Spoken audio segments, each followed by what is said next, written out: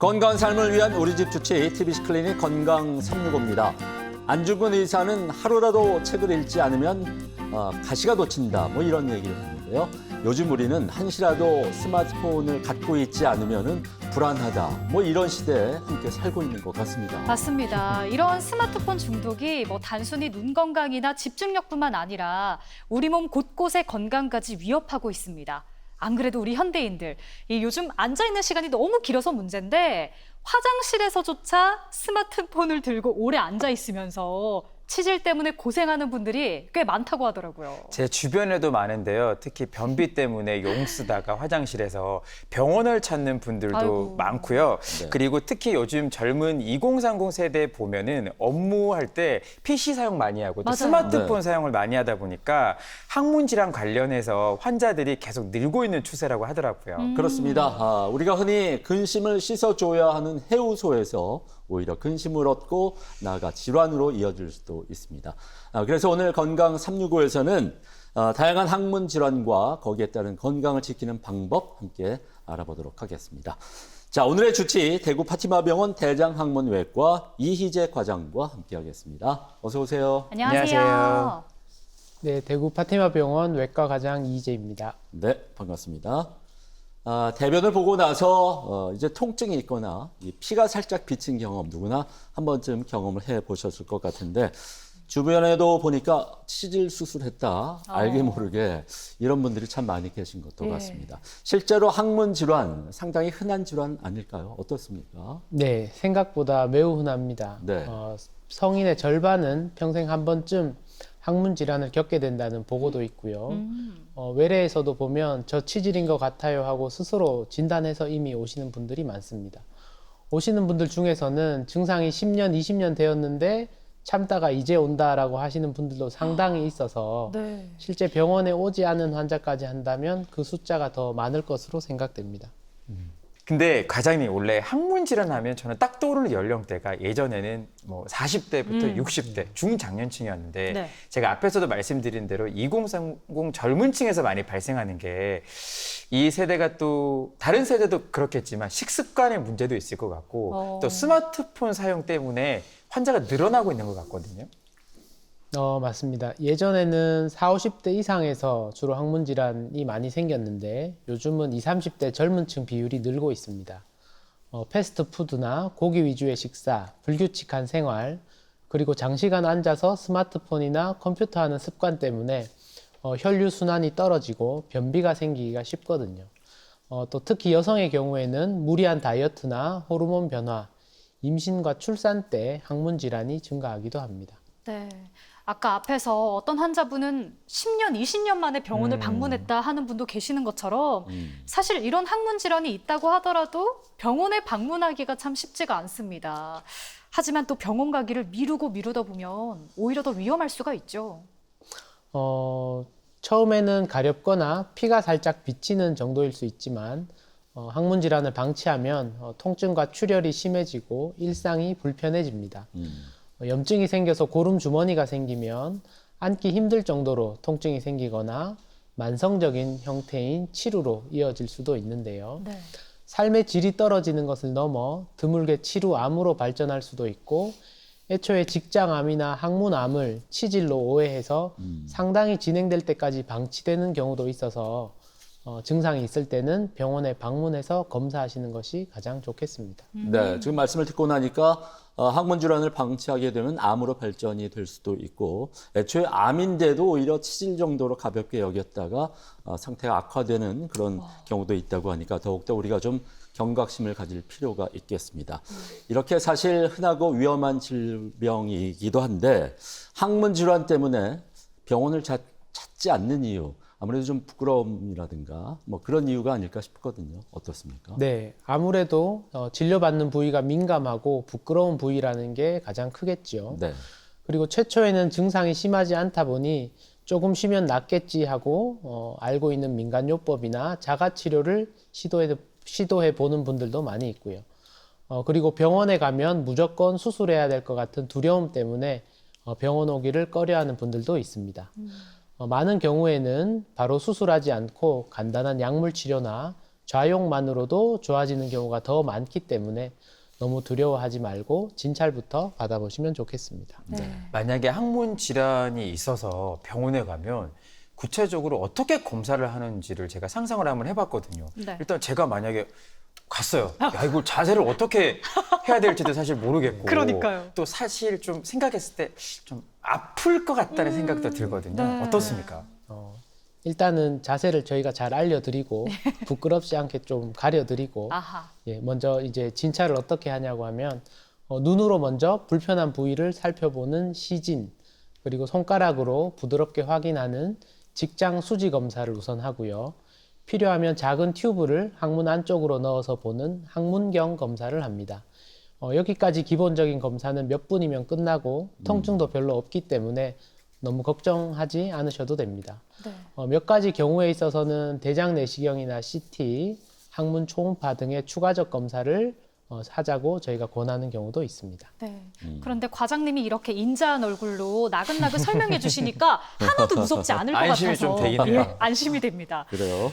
그런데 이렇게 또 검사를 해보면 우리가 흔히 아는 그 치질뿐만 아니라 항문 질환도 종류가 꽤 다양하지 않을까 이런 생각을 합니다. 네, 저희가 흔히 치질이라고 부르는 것은 보통 치핵을 말합니다. 항문 주위 혈관이 부풀고 조직이 밀려 나오는 병이지요.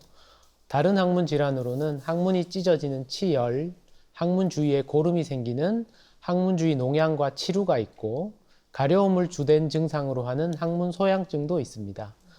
그 외에도 기능적으로 직장 탈출증, 변실금, 여성에서는 직장류 같은 문제들도 있고 또 앞에서도 말씀드렸지만 간혹 직장암이나 항문암을 치질로 오해해서 오시는 분들도 있습니다. 네. 증상은 비슷해도 원인과 치료가 다 다르기 때문에 정확한 진단이 중요하겠습니다. 네. 네.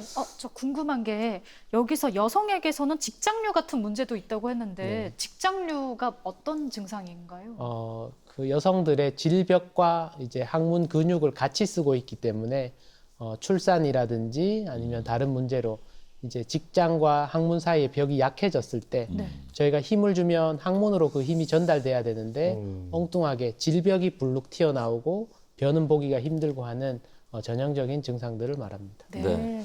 말씀을 듣고 나니까 이렇게 다양한 항문 질환이 있구나 새삼 신기하기도 한데 그만큼 특정 증상이 있으면은 이런 항문 질환을 의심할 수 있다. 여러분 염두에 두시면 좋을 것 같습니다. 일단 먼저 변을 볼 때 피가 나오게 되면은 항문 질환 물론이고 대장암도 좀 의심을 해봐야 되지 않을까 싶거든요. 네, 맞습니다. 그럴 때는 피가 나는 위치를 구분하는 게 먼저 중요합니다. 대변에 선홍색 피가 묻어나거나 뚝뚝 떨어지는 형태면 항문 가까이, 즉 치핵이나 치열 같은 항문 질환일 가능성이 높습니다. 하지만 대변 전체가 붉거나 검게 변했다면 그것은 대장이나 직장에서 출혈이 있는 경우를 의심해야 합니다. 특히 40세 이상이고 최근 대장 내시경 검사한 적이 없다면 대장 내시경으로 확인하는 게 안전하겠습니다. 저도 사실 변비 때문에 화장실에서 네. 고통스러웠던 기억들이 이렇게 떠오르거든요. 이렇게 아이고야. 특히 머리 쪽에 막 피가 몰리는 느낌이고 이게 막 힘을 주다 보면은 약간 되게 아파요. 그 부분이 아프고 또 네. 피가 날 때도 있거든요. 네. 이건 어떤 질환이에요? 그건 전형적인 치열 증상으로 그래요? 항문이 찢어졌을 가능성이 높습니다. 예. 딱딱하고 굵은 변을 보는 중에 칼에 베이는 듯한 통증과 선홍색 피가 함께 나타나게 되는데요. 이런 경우 치료의 핵심은 과도하게 힘주지 않는 것, 그 다음에 변비를 조절하는 것이 됩니다. 섬유질과 수분을 충분히 섭취하고 필요하면 일시적으로 변비약을 사용하기도 합니다. 초기에 좌욕과 연고로 대부분 좋아지지만 오래가면 항문 근육이 긴장된 상태로 굳어버리기 때문에 그 경우에는 수술까지 가는 경우도 있습니다. 네, 수분 섭취가 충분히 필요하다고 하니까 제가 일단 물 한 잔 드리도록 하겠습니다. 자, 그리고 또 과장님 제가 듣기로는 과음했거나 피곤할 때 항문에 혹이 만져지는 경우가 있다고 하던데 이건 어떤 건가요? 위험한 건가요? 네, 그런 경우에는 우리 흔히 치질이라고 부르는 치핵일 가능성이 높습니다. 다만 치핵에는 두 가지 종류가 있는데 하나는 내치핵으로 항문 안쪽 혈관이 부풀면서 생기고 대개 통증 없이 배변할 때 피가 나는 게 특징입니다. 심해지면 배변 시 이 치질 덩어리가 항문 밖으로 튀어나왔다가 배변 후에 저절로 다시 들어가거나 아니면 손으로 밀어 넣어야 하는 상황이 생기기도 합니다. 네. 다른 하나는 외치핵, 즉 항문 바깥쪽 혈관이 터지면서 고인 피가 이제 혹처럼 밖에서 만져지는 경우입니다. 경우에 따라서 딱딱한 혈전이 생기면 통증이 굉장히 심해지기도 하고 이런 경우에 크기가 작고 통증이 심하지 않으면 약물과 자욕 치료로 우선 치료하게 되고 통증이 아주 심한 경우는 국소 마취로 통증의 원인인 혈전을 제거해 주기도 합니다. 네, 그렇군요. 물론 드물게 직장암이나 항문암이 혹으로 만져지는 경우도 있어서 가장 안전한 방법은 병원을 방문하여 진찰을 받아보는 것입니다. 네. 그런가 하면 이제 항문이 좀 가렵고 따갑다고 하시는 분들도 참 많이 계신데 이런 걸 이제 항문 소양증이라고 부른다고 앞서 말씀을 해주셨거든요. 이게 왜 생기고 이런 경우에는 좀 어떻게 관리를 해야 될까요? 네, 가려움 때문에 잠을 못 잘 정도로 괴로운 경우도 있는데요.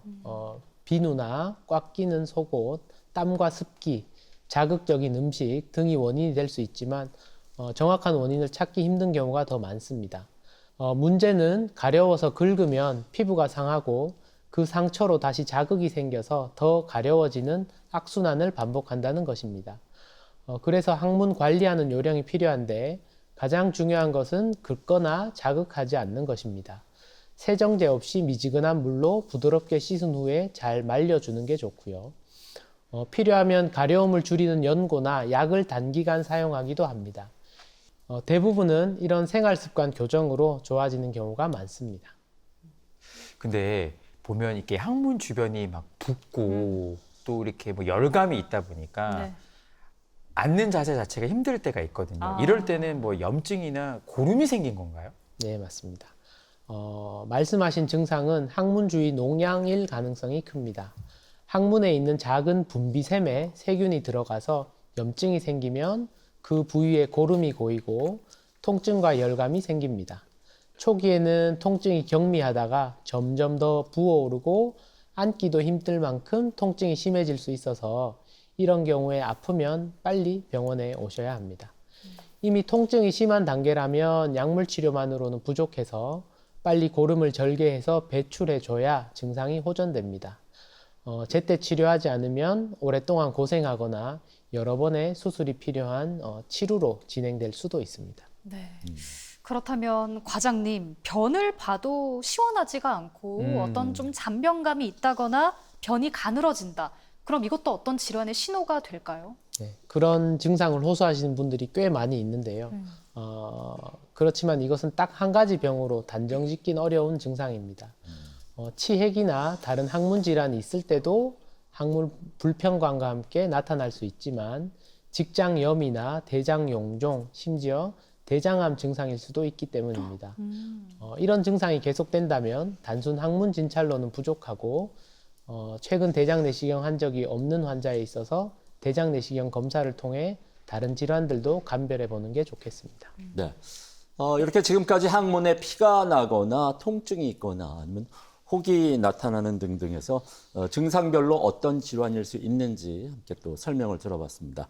아무래도 이런 증상이 생기게 되면은 가장 우리가 두려운 게 이게 수술을 해야 될지, 수술은 또 아무래도 평소 많은 분들이 좀 겁부터 덜컥 이렇게 많이 먹기 쉬운데 어떤가요? 수술을 해야 될까요?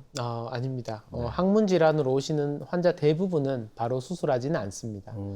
질환에 따라 다르지만 초기에는 좌욕, 약물 치료, 생활 습관 조절 같은 보존적 치료만으로도 충분히 좋아질 수 있습니다.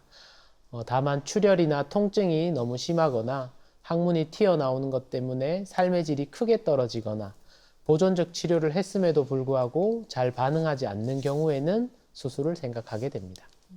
오늘 과장님 설명 듣기 전까지만 해도 네. 저도 마찬가지로 되게 좀 덜컥 겁이 났거든요. 항문 질환이 있을 때 수술부터 해야 되는 게 아닌가. 맞아요. 근데 이제 좀 안도감이 듭니다. 근데 앞에서 또 자욕 이야기를 많이 해주셨는데요. 자욕이라 하면 그러면 저희가 이제 뭐 허리 정도 높이까지 이제 물을 받고 앉으면 되는 거예요? 어떻게 하는 거예요? 예. 좌욕은 항문 질환 치료의 가장 기본인데요. 우리 목욕하기 기분 좋은 정도의 따뜻한 물, 온도로 하면 40도 정도라고 하는데 이 따뜻한 물을 대야나 좌욕기에 받아서 하루에 할 수 있다면 3에서 4회, 한 번 할 때는 5에서 10분 정도 편하게 엉덩이와 항문을 담그고 계시면 됩니다. 말씀하신 것처럼 이제 반신욕이나 목욕으로 대신할 수도 있는데 그걸 한 번에 너무 오래 한다고 해서 그 효과가 뭐 5배, 10배 이렇게 있진 않고 네. 아까 말씀드린 것처럼 5분, 10분이면 한 번의 시간으로는 충분합니다. 그리고 또 간혹 소금이나 약품 같은 것들을 타시는 분들이 있는데 그런 것 없이 깨끗한 물로만 좌욕하셔도 혈액순환이 좋아지고 통증과 붓기가 줄어듭니다. 대야나 좌욕기가 불편해서 하기 어렵다면 샤워기로 따뜻한 물을 흘려주는 방법도 하지 않는 것보다는 훨씬 좋습니다. 네. 그리고 또 약물 치료를 이야기해 주셨습니다. 사실 사람 마음이 어떻게든 일단 약으로 해결되면 참 좋겠다 이런 그렇죠. 생각을 하잖아요. 어떤 약물들이 있을까요? 네. 항문주의 혈액순환을 도와주는 먹는 약이나 통증과 염증을 가라앉히는 소염 진통제, 변을 부드럽게 하는 변 완화제, 필요시에는 항문 연고도 함께 사용합니다. 하지만 약물만으로는 효과가 적고 앞에 말씀드린 좌욕과 생활습관 교정을 꼭 병행해야지만 효과가 크다고 할 수 있습니다. 네. 그런데 이런 좌욕이나 약물 치료로도 이제 결국 치료가 다 이루어지지 못하면 수술을 해야 될 텐데 수술 과정이 또 어떻게 이루어지는지 회복 기간은 또 얼마나 이렇게 되는지 그것도 좀 궁금합니다. 네. 대부분의 항문 수술은 척추 마취로 진행하게 되고 수술 시간은 30분 안팎인 경우가 많습니다. 병원의 구조나 질환에 따라 다르지만 짧게는 2, 3일, 심한 경우에는 조금 더 길게 입원하는 경우도 있습니다. 수술 후 첫 일주일 정도가 가장 불편한 시기인데요. 그 이후에는 통증도 줄어들고 대부분의 일상생활이 가능합니다. 상처가 어느 정도 안정화되어서 아물기까지 길게 봐서는 한두 달 정도 걸리는데 그 기간에는 통증, 진물, 출혈 같은 것들이 간혹 생길 수 있지만 이건 자연스러운 회복의 과정이기 때문에 너무 걱정하지 않으셔도 됩니다. 사실 수술이 잘 돼도 환자 입장에서는 염려가 있어요, 과장님. 혹시나 또 재발하지 않을까? 네. 혹시나 어떻습니까? 수술 후에 관리는 어떻게 해야 됩니까? 네, 그 걱정처럼 수술을 하고 나서도 재발하는 수가 간혹 있습니다. 수술로 증상은 해결되지만 원래 가지고 있던 배변이나 생활 습관이 그대로라면 다시 재발할 수가 있고 네. 그래서 수술 후에도 규칙적으로 좌욕을 하고 변비나 설사를 주의하고 화장실에서 오래 앉아 있지 않는 습관 이 3가지를 지켜주시면 재발 확률을 줄일 수 있겠습니다. 근데 사실 네. 비대 사용 많이 하잖아요. 그렇죠. 항문 질환이 있을 때 이거 비대 사용을 좀 해도 괜찮을까요? 어떻습니까? 네, 적절히만 쓰면 항문 건강에 도움이 됩니다. 휴지로 세게 마찰하는 것보다는 마찰이 적게 비대로 부드럽게 씻는 게 좋고요. 네. 다만 너무 뜨겁게 세게 오래 사용하는 것은 자극이 될 수 있어서 주의하셔야 됩니다. 네, 알겠습니다. 그리고 이 앞에서 말씀해 주셨던 재발을 막는 방법이 이제 항문 질환 자체를 예방하는 데에도 참 도움이 될 거라는 생각을 하는데요. 저희가 앞에서 이제 오프닝에서도 이야기를 했습니다. 화장실에서 휴대폰 오래 본다고 이렇게 앉아 있는 이야기. 이거 조심해야 될 것 같고 이 외에 또 어떤 점을 유의하면 좋을까요? 네, 좋은 질문이십니다. 항문 질환은 생활 습관과 밀접하기 때문에 평소 자세나 활동 습관도 중요하다고 하겠습니다. 오랜 시간 앉아 있지 않는 것, 특히 화장실에서 책이나 스마트폰 들고 들어가시는 분들이 있는데 네. 이게 항문 건강에는 아주 악영향이 있고요. 또 화장실에서 무리한 힘주기, 평소에도 과로나 스트레스, 불규칙한 생활이나 수면 부족도 좋지 않습니다. 그래서 가능한 일정한 시간에 배변을 하고 하루 중 틈틈이 일어나서 걷기나 스트레칭 해주시는 게 도움이 되겠습니다.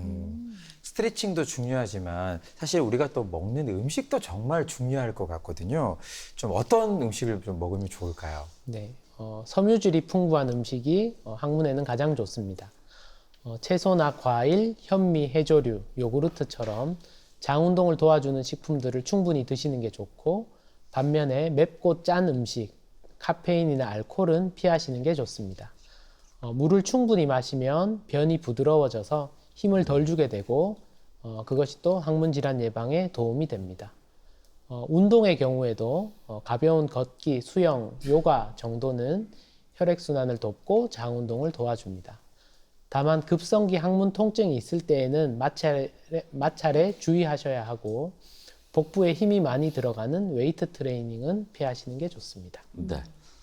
오늘 여러 가지 항문 질환에 대한 궁금증을 좀 풀어주셨는데 이럴 때는 꼭 대장항문외과에 와야 된다. 이렇게 내용을 좀 간단히 요약 정리 부탁을 드리겠습니다. 네. 출혈이 반복되거나 피가 섞인 변이 나올 때, 항문 주위가 붓고 열이 나거나 고름이 나올 때, 앉기 힘들 정도의 통증이 있을 때, 또 항문에서 혹이 만져질 때는 병원 진찰이 필요합니다. 항문 질환은 대부분 간단한 진찰로 진단이 가능하고 수술 없이 좋아지는 경우도 많이 있기 때문에 걱정해서 혼자 참지 마시고 편한 마음으로 병원에 오시면 됩니다. 잘 먹고 잘 싸고 잘 자는 게 건강의 기본이라는 말이 있는데요. 항문 건강을 잘 챙기셔서 몸의 건강을 지켜가시기 바랍니다. 네, 알겠습니다. 지금 선생님 말씀대로 잘 먹고 잘 사는 게 행복의 근원이다는 걸 다시 한번 또 오늘 느끼게 되는 것 같습니다. 지금까지 파티마 병원 외과 이희재 과장과 함께했습니다. 오늘 좋은 말씀 감사드립니다. 고맙습니다. 고맙습니다. 고맙습니다.